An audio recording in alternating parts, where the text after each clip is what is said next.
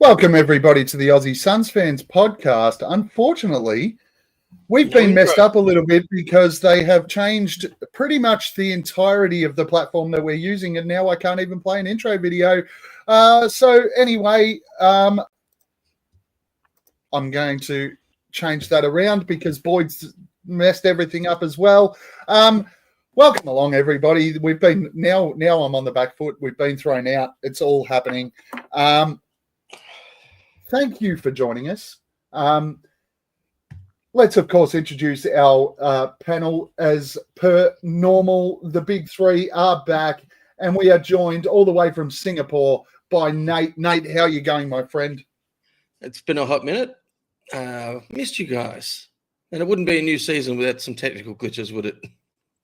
Well, that's it. We're going to have a play around after the episode today and try and work out what the hell is going on.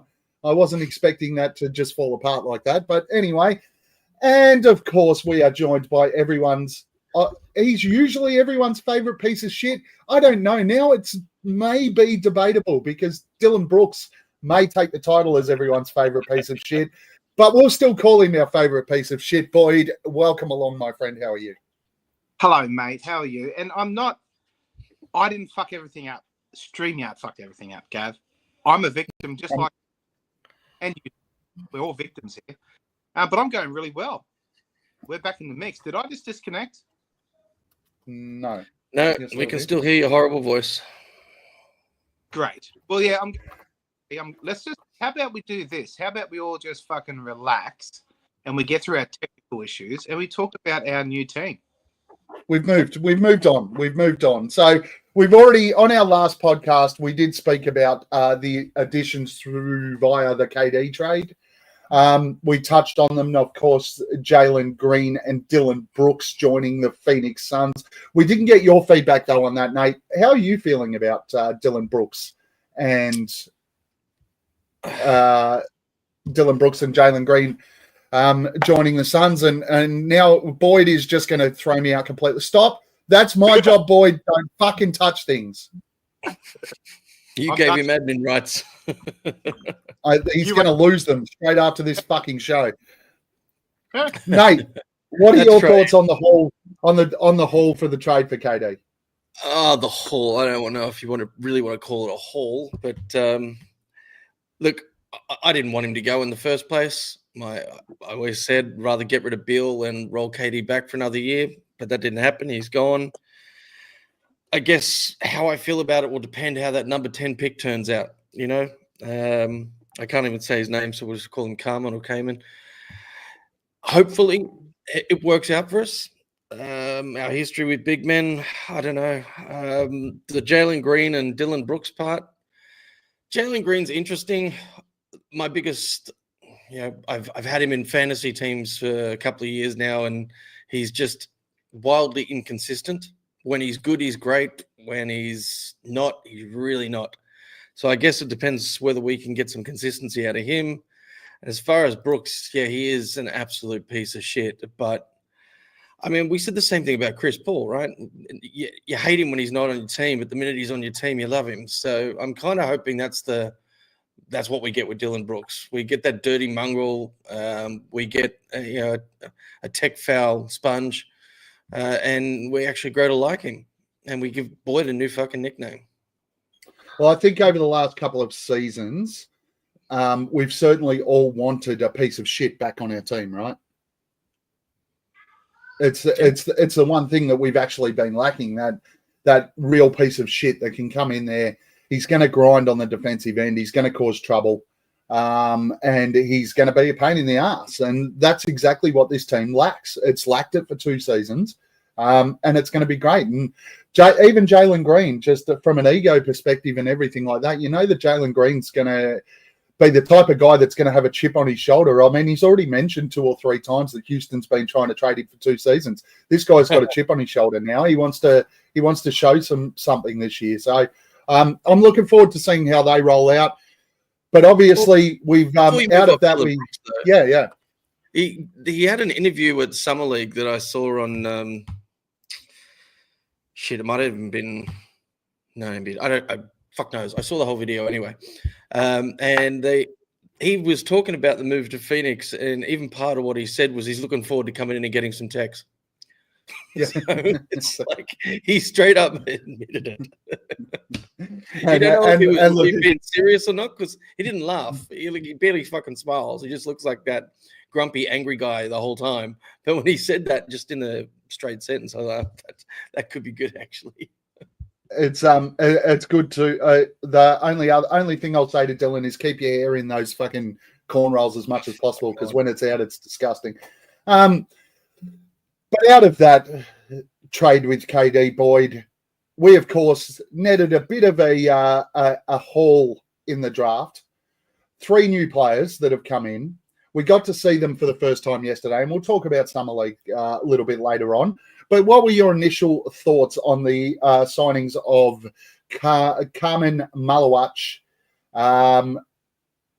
Fleming, and Kobe Breyer? Kobe Breyer. Mate, I thought it was a fucking masterstroke, if I'm being honest. We got I need my fucking background. I need my background. I've got shit going on and it's fucking anyway. Kaman Malachi, Malawach.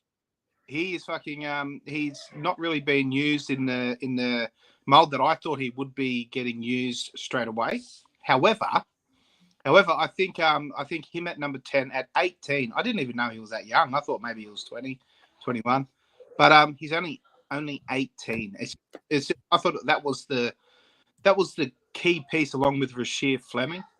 Like them 2 pieces right there. And whatever Kobe Breyer does for us is just it's a silver lining, right? It's just cream on top. But yeah, Rasheer Fleming being having all the tools in his bag. That's fucking. Can you guys hear my kids in the background? Yes, mate. Fuck it. They're being assholes today. Yeah, look, Rasheer Fleming is. I'm actually as excited about the Rasheer Fleming ad as I am Malawach because mate, at 31 he was steal, an absolute steal.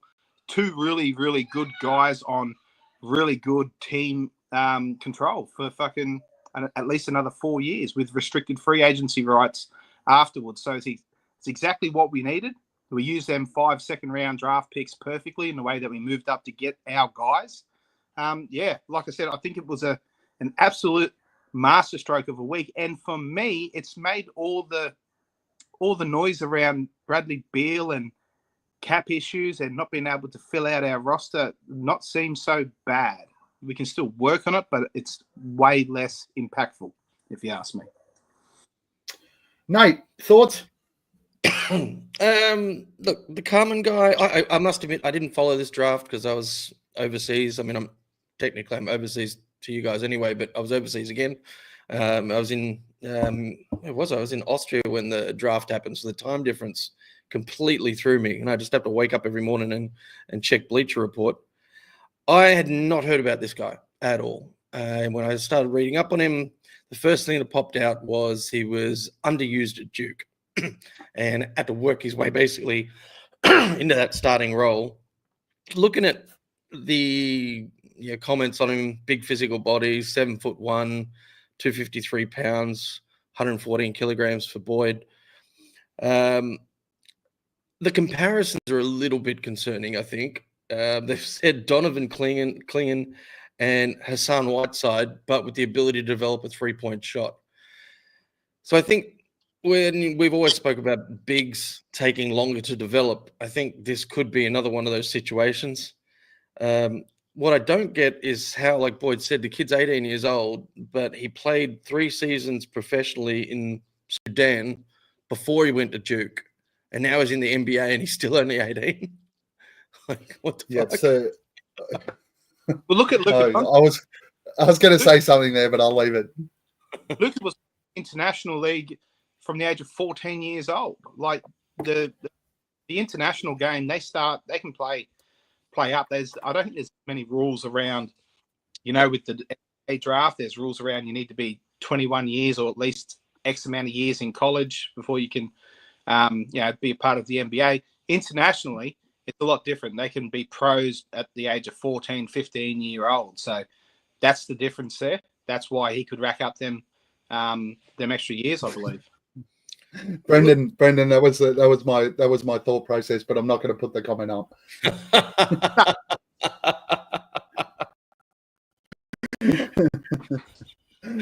We're gonna let that go. That's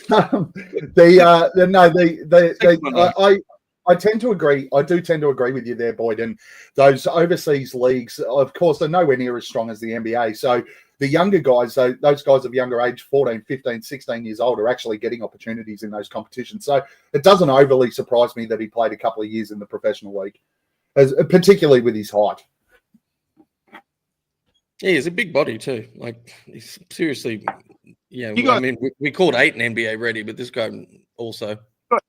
You guys remember how well that South Sudan team actually played in the They knocked USA out, didn't they? Not out, but they knocked them off in one of the preliminary games or some shit.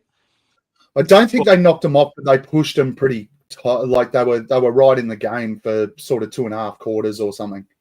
And they beat some really respectable teams under Royal Ivy and his group of merry men. So and they got past the first round, right? Yeah. So and he was a big part of that there. All right, Nate. What about Rashia? I think that's probably a really interesting one because falling out of the first round, start of the second round, 6'6". 6'8". Sorry, Kobe Bree is 6'6". So 6'8". He's going to be a forward. They've talked about him already being NBA ready body and athletic. The best bit for me reading up on the take on him was all the comments around his work ethic and how much time he put in after practice and around games in his own time. And it comes back to, when Jordan Ott did his introductory press conference, he started talking about needing and mandating high character individuals, and they're going to work and be made accountable for it. So I think as far as the first 2 picks in our draft, I think we've done well getting those type of individuals that will put the work in. And I think we'll see that, how it translates into the NBA and how quickly. I guess that's what we watch and hope that Rasheed Fleming doesn't turn out to be another, or Kobe Brea for that matter, another fucking Josh Jackson. Well, at least they won't have to carry the tag of being picked 4 if they do. So that's always a positive. And it's we're talking 2 second-round type players there with Rasheed Fleming and Kobe Brea. Speaking of Kobe Brea, obviously we will talk about the Summer Suns in a little bit more detail shortly. But I think a lot of people were pretty high on Kobe Brea anyway, given the fact that he was the best shooter out of college. But he certainly showed some of those signs yesterday in the first Summer Suns game. Have you had a chance to have a look at that, Nate, around Kobe Brea and what he can bring to the team? I've heard a lot of commentary about him, like you said, being the best 3-point shooter in college. I am a little concerned, though, that he's got one trick in his bag. And that can, if you're only good at one thing in the NBA, that can get exploited pretty damn quickly. We will, we'll expand on that a little bit later. Boyd, anything further from you around the draft hand from the Suns? No, it was like I said, just want to reiterate what I said before. It was fucking brilliant what we managed to do. And yeah, we'll get into these guys because it's Summer League special. We're going to talk about their performance on the court and reactions and all that sort of shit. So we'll get into it a little bit more later. I'll save myself. I won't waffle for fucking 20 minutes, Gavin. How about that? That'd be a first, and we will mark down the 14-minute, 30-second mark of this podcast for the first time that Boyd didn't waffle on one of our podcasts. It only took him 3 years.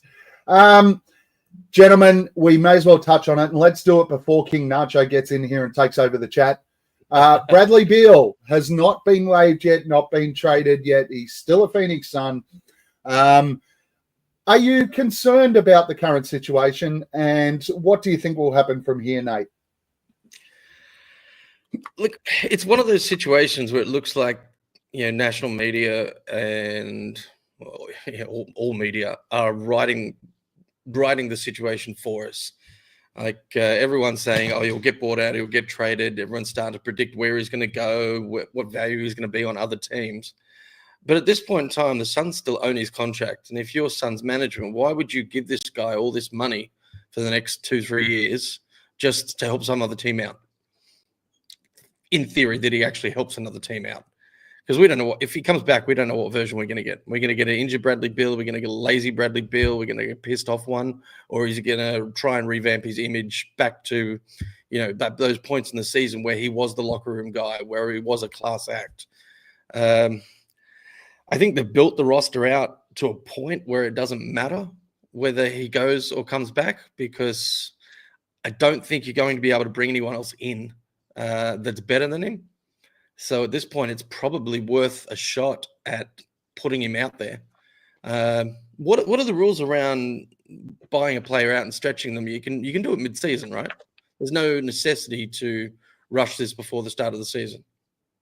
Yeah, you can. It'll be probably the same. Oh, well, not probably. It'll still be the same result, but yes, you can. I believe you can. We can buy him out pretty much before the trade deadline, Boyd, maybe?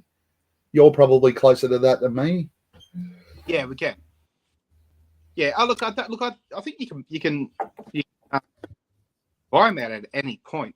There's just there's different dates as to when that year's sort of spent. When it comes to stretching, as in adding 1 year, so you'd have to wait a certain amount of time, be able to only have 1 year of his salary. You got to wait to a certain date. But yeah, you can for the purpose of waiving a player or buying him out, you can do it at any point. I'm pretty sure. What's the next move though? I mean, you don't just do this to, obviously we look at the second apron and all the taxes involved, but that aside, what do you do as a second move if he's gone? Because you don't get rid of him to do nothing. What it does, the flexibility, the flexibility that it provides is it does drop us down under the second apron and allows us the ability to aggregate players in trades, and it gives us back the MLE, I think, Boyd.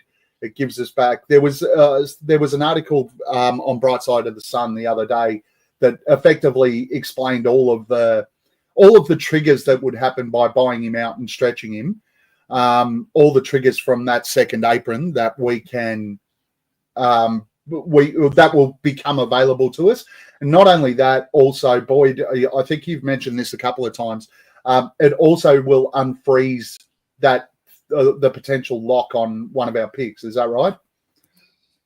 Yeah. So basically, we're right. We're in this really weird position where we can get under the second and possibly the first apron, I believe, if we waive and stretch him at a buy number like current contract. But what that leaves us, obviously, that leaves us with 5 years worth of dead cap, which will have that thing in the coming year of the. But what the problem that I have, look, you're right. It's $5.7 million for the MLE that we'd have available to us.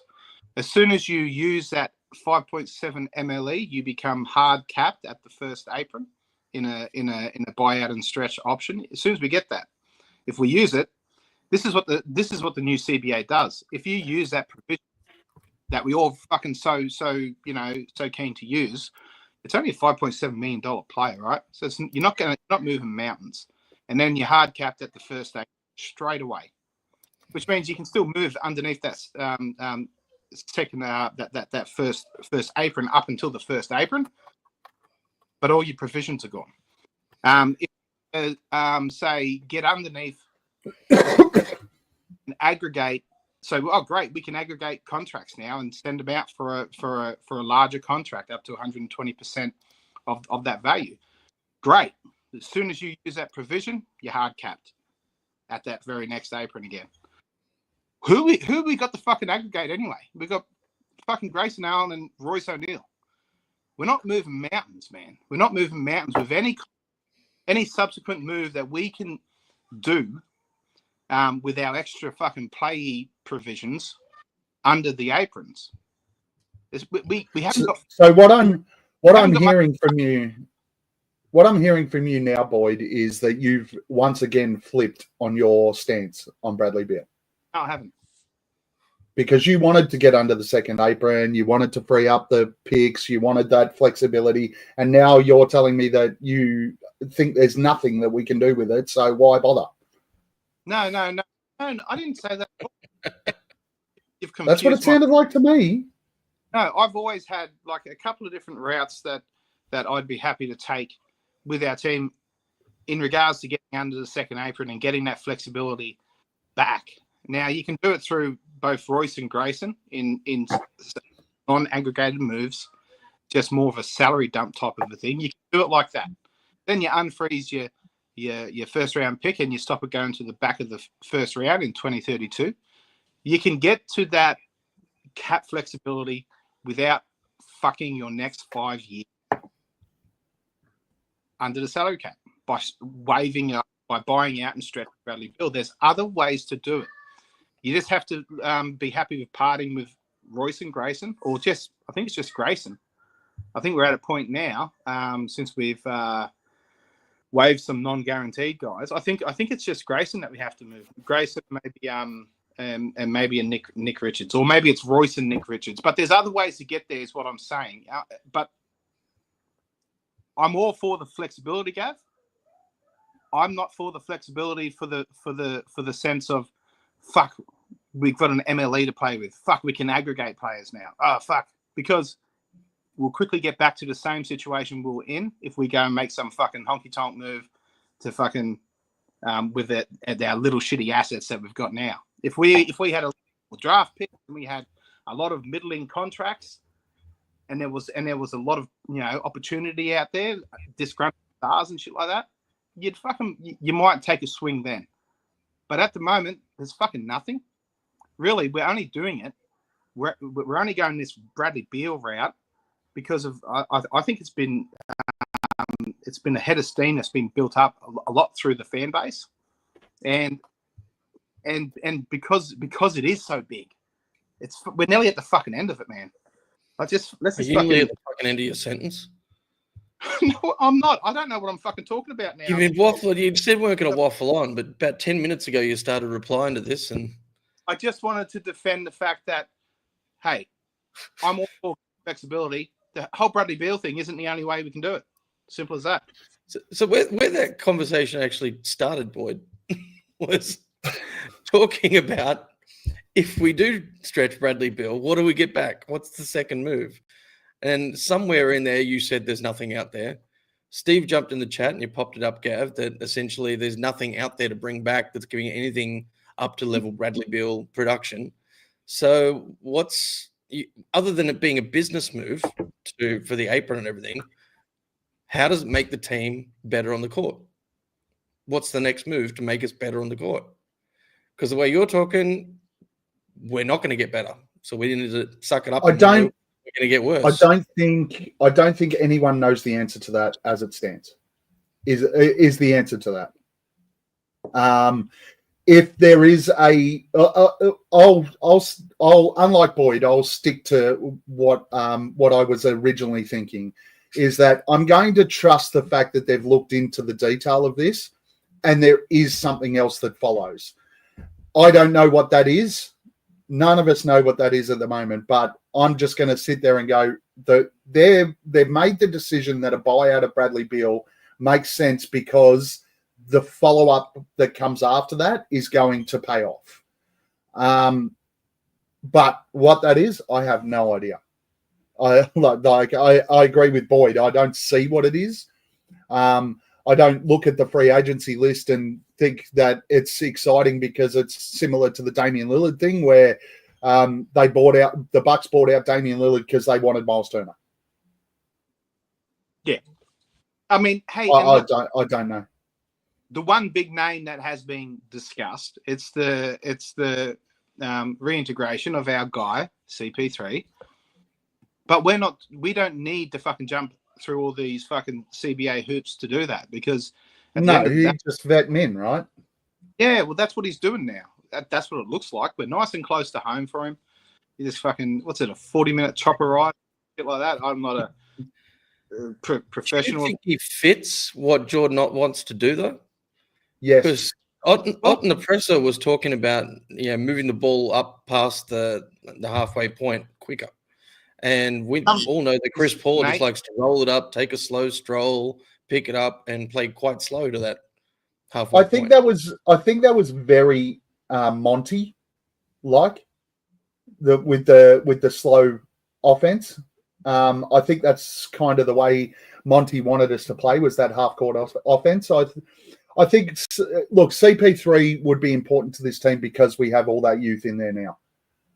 Just having him the ability to effectively have a coach on the court, and everyone keeps yelling and screaming about it. The fact is, I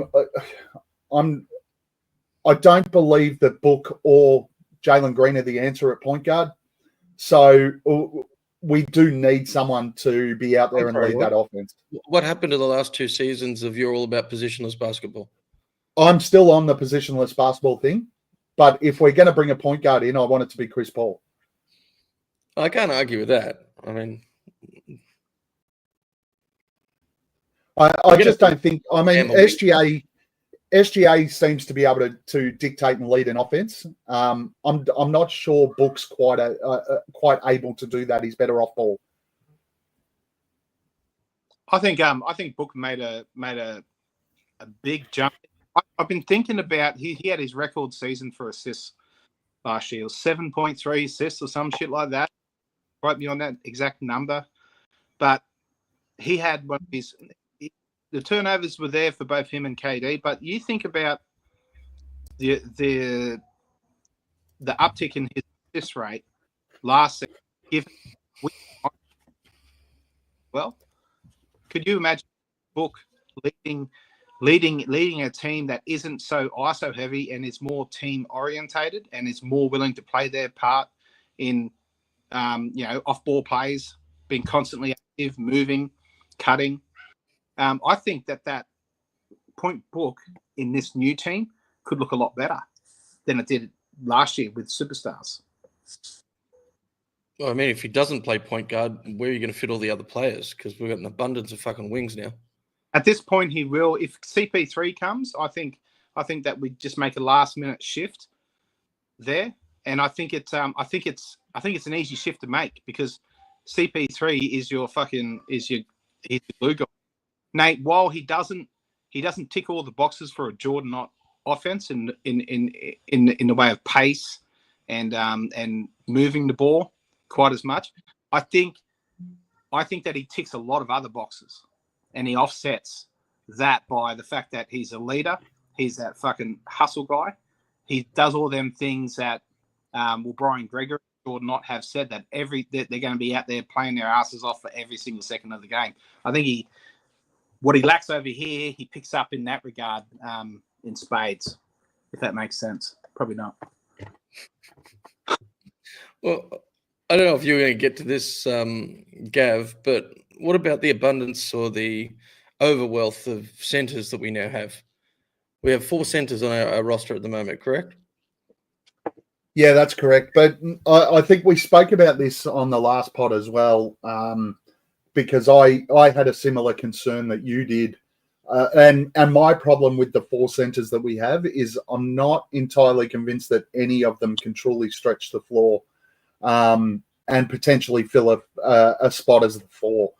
And I suppose we can sort of roll into the Summer League piece of things as well. I think we saw that in the game, even though it was a convincing win and the team played quite well. I think that we struggled really to stretch the floor with Oso and Malawach on the floor at the same time. It essentially forced Malawach into the corner and onto the perimeter. And I think he took 4 or 5 threes or something for the game. Wasn't able to hit them, but I don't think that's where he's at his most comfortable. And when he looked at his best in the game yesterday, he was the sole big on the floor. I think when Oso was on, this is Malawach. Okay. Oso looked like Oso, right? But the problem is that he's clunky on offense, where he can. What he'll do is he'll basically fill the lane. And I just don't think. I think that's my biggest concern. That if we try to drive two of these four centres, if we try to drive one of them to the role as a 4 and one at the centre, we're really going to clog up that interior. We're really just not going to be able to spread the floor, and we need to be able to spread the floor, particularly with this team. If you count Osso, I missed Osso in that calculation. Yeah, so there you go. It's 5. Mark Williams, right? I don't think, and I see here, Steve. I agree. Defensively, I don't have a question over Oso. Right, I really don't have a question around his defensive ability, and I don't have a question about his playmaking. The problem is the floor doesn't stretch when he's playing the 4. It just clogs up too much.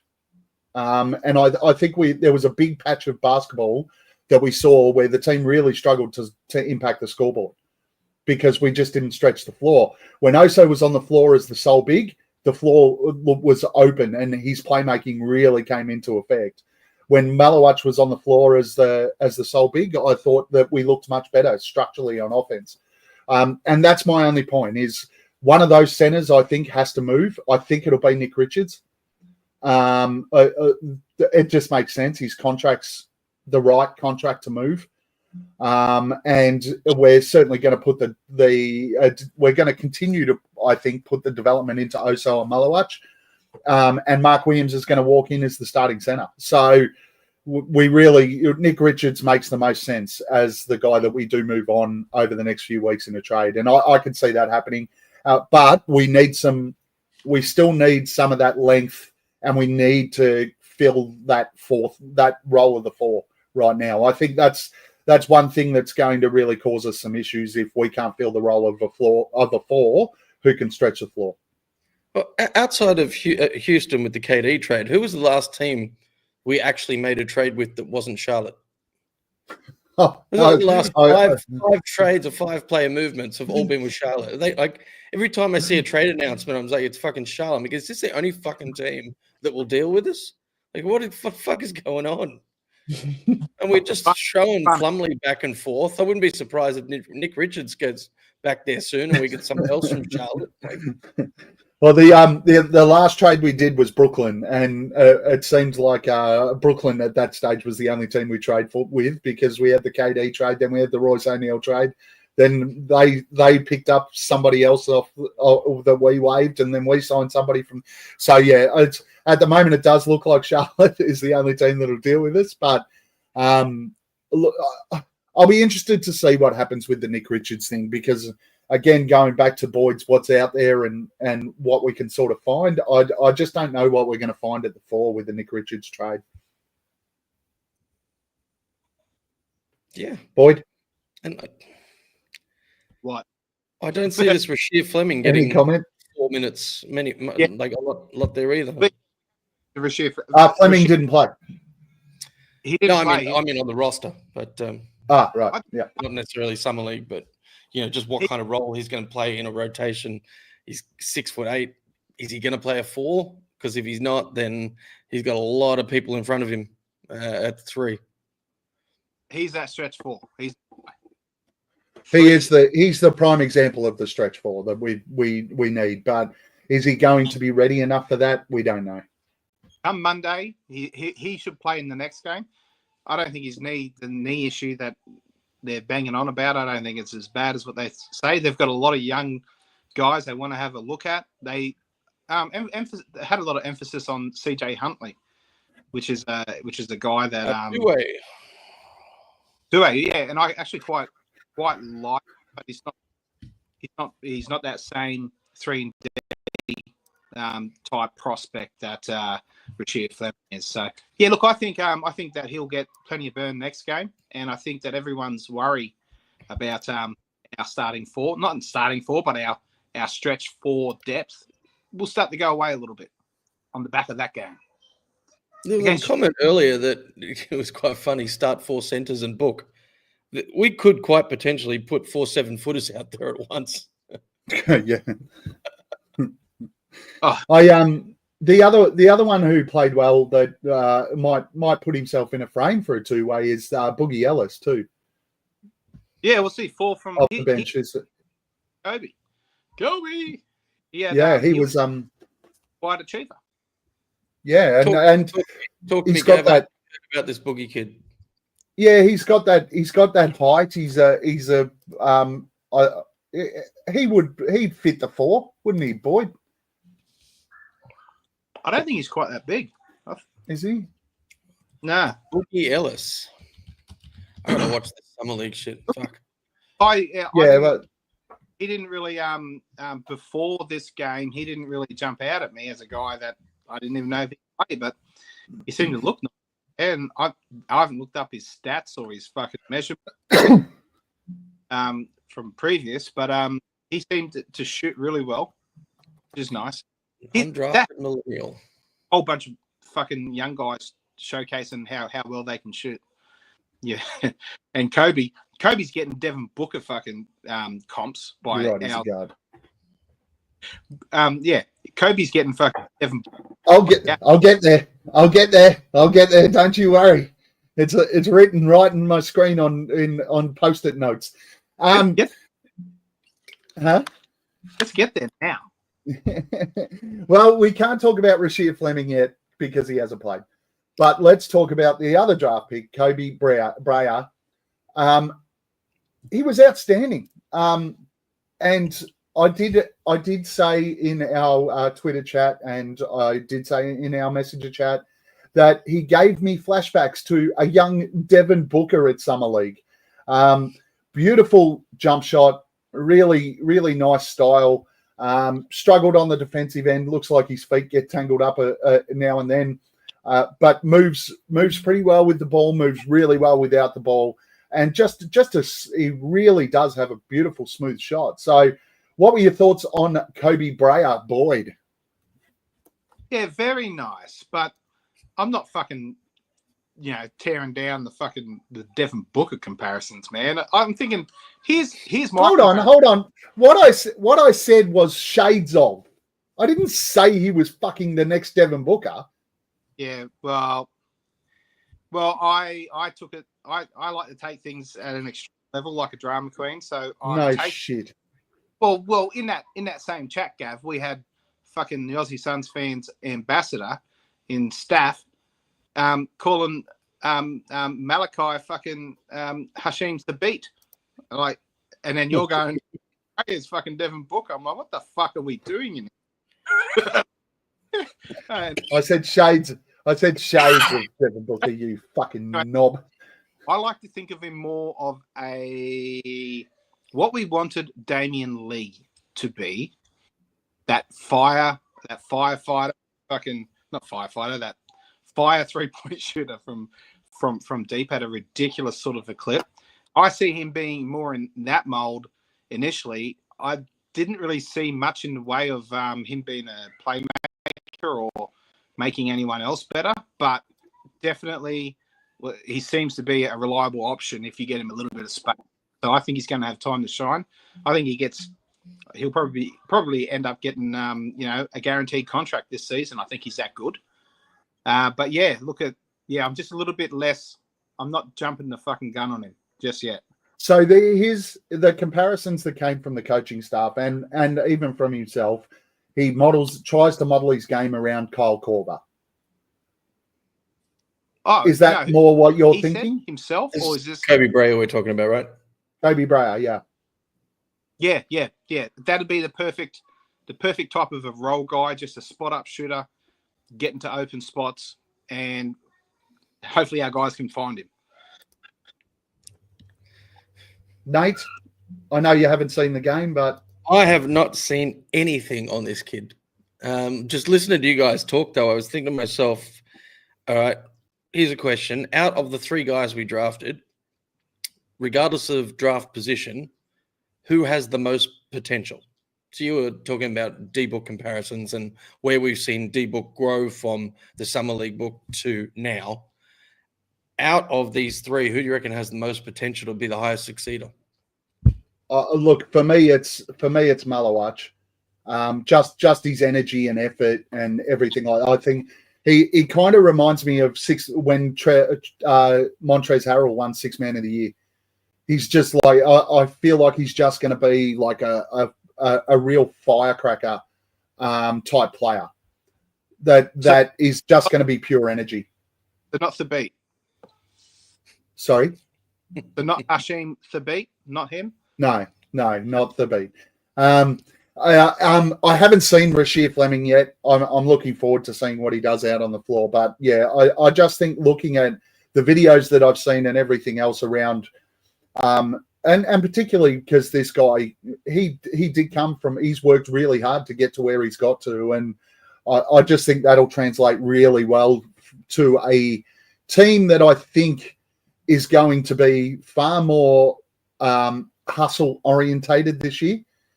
And with a guy like Dylan Brooks in his ear telling him that he's got to work harder, I think that we're going to see Malawach really, over the course of the season, evolve quite well. And I think that he actually has a centre that is very similar to him that's going to start in Mark Williams, with that screen and roll type, real whirlwind to the basket type offensive sets and offensive plays. I think that's going to fit what Malawach needs to learn, particularly over the next 2 seasons. So, yeah, I see him with the highest potential out of the guys that we've brought on. Boyd? It's really close with me with Rasheed Fleming, giving Rasheed's bag and what he is as a 3-and-D type long, just a real effort guy. It's tough, but Malawach is fucking 18 years old. I think Rasheed Fleming's got a couple of years on. So he's definitely got the more potential, but I can see Rasheed Fleming taking earlier and being a much better asset quicker than having a bigger role in the team this year.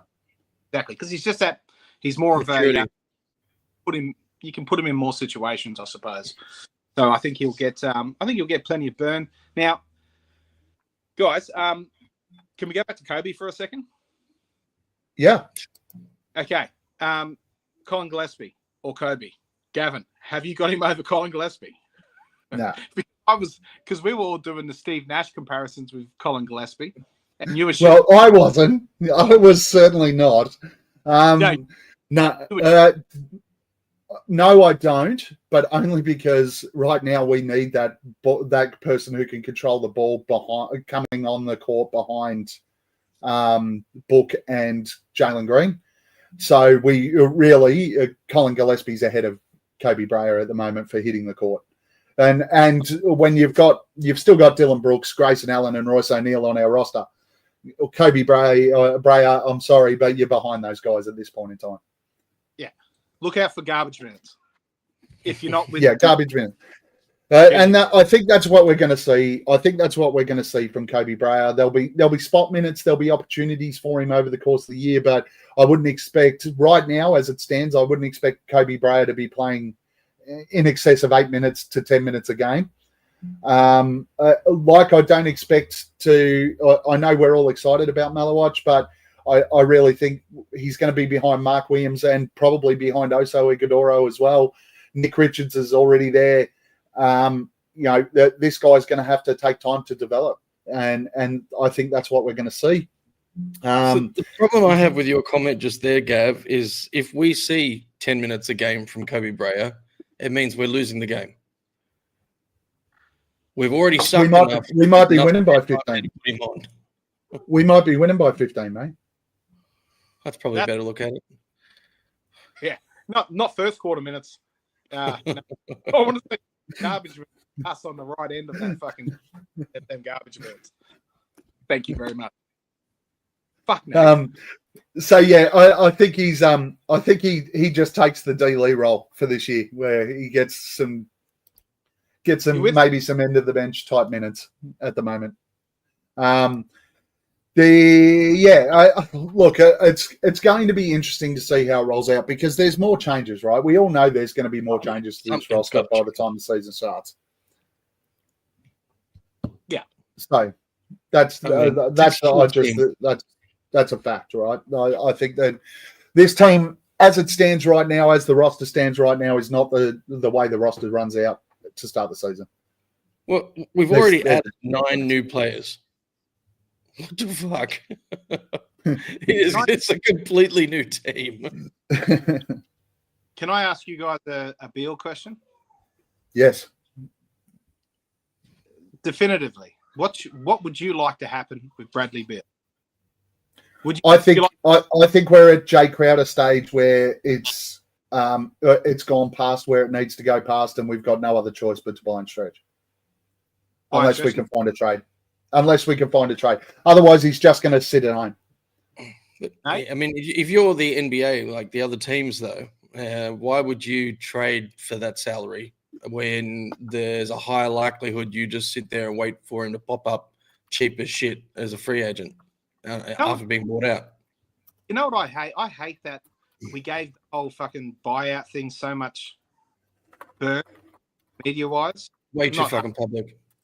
Just fans in general, we fucking really up, and I feel like just get out. I just want to get out of that fucking whole thought process. It's fucking so dead cap. It's just shit, man. It's just shit. I just feel that's the other thing. I think we're all just over it now. So to be honest, it's almost from my mindset. I go we just need to cut bait and just get this Beal thing over and done with. It's causing more trouble than it's worth. Just end it, buy him, stretch him, get him the fuck out of Dodge. And somebody mentioned it before. There's a big thing now that he's due $13 million on the 15th of July. That's what the holdup is, because that way that piece of the payout won't be stretched, and it'll be out of the way. You know, there's bits and pieces everywhere about why this hasn't gone forward and what's happening with it. Some people are saying that Bradley Beal's standing his ground for that money. Maybe the Suns are, because then that's $13 million less they have to stretch. I don't know. I don't care. I just want it over and done with. It's time to move on. The fact of the matter is, and I get it, Suns fever, you keep him one more year at this point. 6 weeks ago, I would have kept him another year as well. I don't think Bradley Beal plays if we keep him. So what's the point? It's Jay Crowder all over again. Just fuck him off. Yeah, I think I tend to agree with keeping him with a view to move him, soften him up a bit, give him 10 to 15 minutes. Maybe Kobe Bryant gets some burn in there, but just give him the 10 to 15 minutes. Give him a situation where, hey, Bradley, this is what we need from you as a player to make the team better. You've been saying that you're about doing what's best for the team. So why don't you just be happy with it? He won't be happy with it, and then he'll, like I said, his destinations that he wants to go to may get larger, and that trade, without waving and stretching or buying out and stretching, that trade becomes more of a possibility before the deadline. If you ask me, you can just ease into it. I think keep him there, play him a bit, get him a little bit uncomfortable, and then say now down the local rub and tug to loosen him up, bring him back, rub his shoulder. Yeah, exactly. Anyway, sorry, I just wanted to get that last little bit on Beal before he may get sorted out in the next 24 hours. That's what everyone's been saying for the last week. 24 to 48. Yeah, that's right. 24 to 48 hours. Again, I'm just at a stage with the Beal thing now where whatever we do, let's just fucking do it. If we're keeping him, just say no, we're not going to stretch him. That's fine. Move on. I'm happy with that. Let's get on with it. If we're buying him out, just fucking do it. It's eating up the conversations that we should be having at the moment. Well, while we're reminiscing over poor decisions, how about some twin talk? How do we feel about Cam Johnson going to Denver? I hate it. He's in the West against us. Yeah. He's at Denver. Yeah. And I think he's probably a better fit next to Jokic than what Michael Porter Jr. was. He is, definitely. Which sucks because Michael Porter Jr. was a hole. He was a black hole for Denver, and that was enjoyable. And now we're going to have to watch Cam Johnson just pop up in the fucking corner and drain 6 threes a game. Yeah. It's disgusting. It makes me angry. I feel good for him. He's out of Brooklyn, though. I reckon he's going to get a much better opportunity in that system in Denver. Oh, no doubt about it. No doubt about it. All right, gents, I'm going to try this. Let's see. Nah, I can't even. This is really annoying me right now. We can't do anything around the videos. Fuck you, StreamYard. If you ban us from your platform because I just said that, fuck you anyway. Gentlemen, who do you want to have a beer with this week? And what beer would you want to have with them, Boyd? Fuck that going. Oh, it's got to be our number 10 pick. Malawach. Mali. And what type of beer would you force him to buy you? Because we both know you're not fucking buying it. That's right. Right. He'd have to have some ID to start with, and couldn't buy one for you in America. No, we're doing it in Australia. I'd ask him if he could kindly hurry up and get me a pint of Great Northern.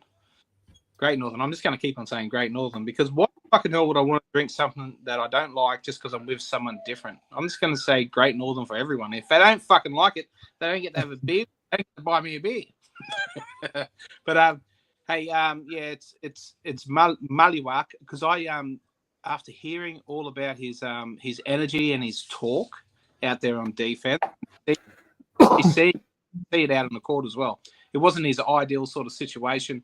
Being that stretch guy, and also when he was getting the ball in the paint, he was in his spots. He had to do too much dribble stuff to get to to get to the bucket. But I'd have a chat with him. I just want to get a feel for him, an in-person feel for his energy, and come on, Nate. I'm going to go with a pair. Jalen Green and Dylan Brooks, because I want to hear someone say how much they want to be in Phoenix. I think Stu made comment earlier on that during their presses, they said how happy they were to be. You made reference to them saying, going to have a chip on their shoulder. In the Dylan Brooks interview I watched, he did constantly say that he was so happy that he was with Jalen and that they were coming together to Phoenix. And I think we just need some of that positive energy from a bit of a prick. Have a beer, let him tell us how much he wants to be here, how good it's going to be, some positivity. That's it. That's all I got. You're going with both of them. I'm just going with Dylan Brooks this week. I know Dylan. I know you watched the pod. I have been. I have not been complimentary towards you as a person. I've not been complimentary to you as a basketballer. And I need to sit down. We need to sit down, air this out over a beer. Just have a discussion. I'd like to get to know you better. I'm putting you up there as my favorite piece of shit with Boyd. I think it's really important that we develop a relationship from here so that I can spread positivity about your influence on the team over the course of this season. I'm excited that you're coming to Phoenix because we do need a little bit of that dog out on the floor. I still think you have the most punchable face in the NBA. Maybe the beer will help that clear up. I don't know. But at this stage, Dylan, let's catch up. We'll sit down over a nice I feel like you're probably a fine alcohol type connoisseur. So we'll have like a top shelf pale ale, something like that. I will. You'll probably have like a red wine or a Chardonnay or a Hennessy or whatever those expensive drinks are. We can't do it until August because I am doing Dry July. But let's catch up in August and we'll have a beer and we'll nut this out. All right. Thanks, Dylan. Love you, Boyd. Who this week made you sit back and go, you know what? Fuck that guy. Fuck that guy. Fuck that guy. Fuck that guy. I can go if you want to think about it, buddy. Go, Nate. Fucking DeAndre Ayton and that whole fucking Lakers situation. the fact that they think they're getting something great that's going to fill out their center position and fill out their roster, it's going to be an absolute disaster. And I can't wait to see it implode. To think that they got the number 1 and number 4 pick of that draft on the same court together at the same time, both with reputations have been fucking lazy. And I think it was even Kevin O'Connor on his podcast said that is not going to fix anything. It is going to be an absolute disaster. So fuck that guy and bring on the humor for the rest of the season watching that implode. Yeah, that's it's been interesting actually. It's we've seen rumors and rumblings about the fact that Austin Reeves and LeBron are not real happy with the way that the Lakers are constructing their roster now. So yeah, it'll be interesting. It'll definitely be interesting to see how that plays out. Boyd, who have you got? Yeah, so I was trying to think of the actual Twitter handles. There's just so fucking many of them, man, and it's just a general Suns fans out there, the cannibalism, the fucking like Steph for instance, shitting on calling Maliwatch a fucking bust already. I know it's probably just tongue in cheek, but that sort of rhetoric, that sort of stuff from fans in just so quick to fucking jump in and kick the shit out of every Sun situation. It's the Bradley Beal stuff. It's pile on Beal at the moment. You know, we have one Summer League game and our 18-year-old number 10 pick is copping it left, right, and center. Just Suns fans in general just being fucking tossers, man. Just fucking calm down. Cox. Are you just upset because it's not you causing all the fucking disruption? No, it really isn't. I want harmony. I want positive vibes only. Shout out, Justin. My one this week goes down to NBA fans in general who don't understand how who have to comment with the most vile, horrible, completely clueless comments around people who sign contracts in the NBA without understanding exactly how NBA contract structures work.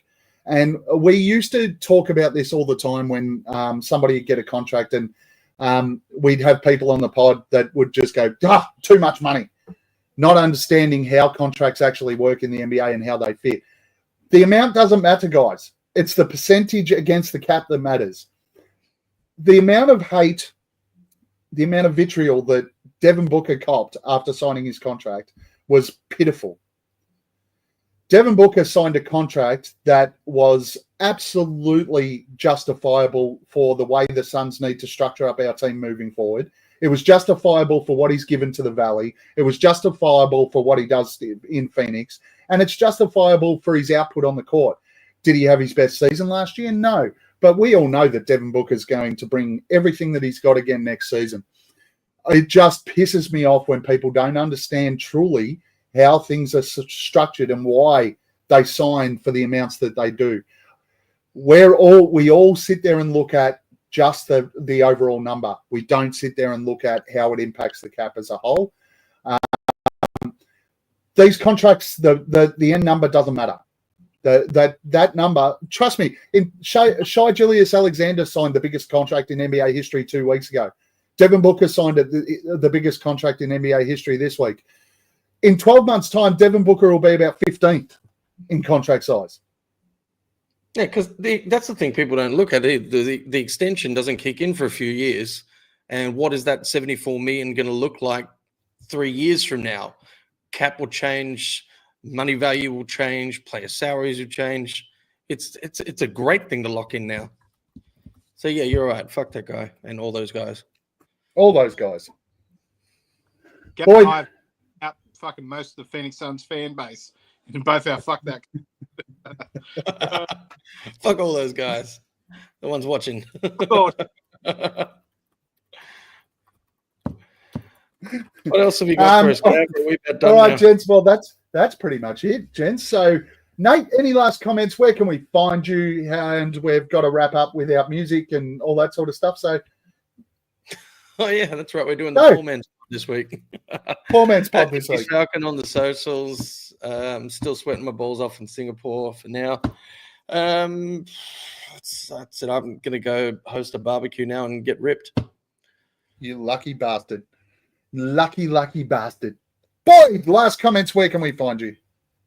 At Buds83 on the Twitter, at Aussie Suns Fans on the Instagrams, at Fucko on a mystery platform.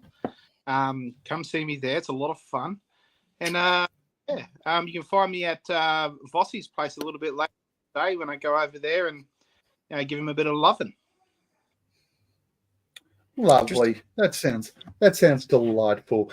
At Aussie Suns Fans on Twitter, at Aussie Suns Fans on YouTube. Click like, click subscribe. Send us some money so that we can pay for the Spotify platform or the StreamYard platform.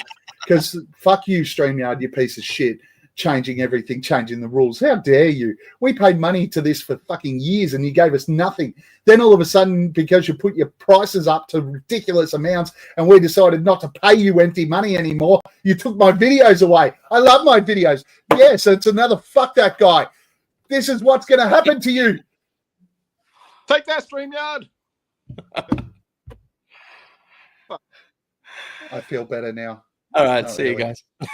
But once again, we showed the world that when the Aussie Suns fans get on a podcast, we're not here to fuck spiders. See you on the next pod, guys. And go Summer Suns. Win us a title. We need one. We need some sort of title.